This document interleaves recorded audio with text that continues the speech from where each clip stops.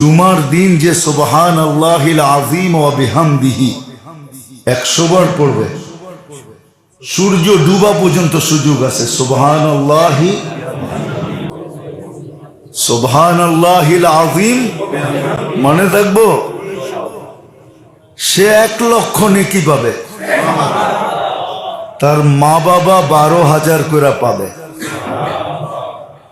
কিতাবে লেখা আছে, এক ছেলে পড়তো, কিছুদিন পরে মা স্বপ্নে দেখছে, তো মা বলতেছে, বেটা তুই যে পড়তেছিলি প্রত্যেক জুমায়, আর আমি 12,000 করে পাইতেছিলাম, আজকে পুরা হয়ে গেছে, এই জন্য আল্লাহ আমাকে আযাব থেকে খালাসি দিয়ে দিয়েছে।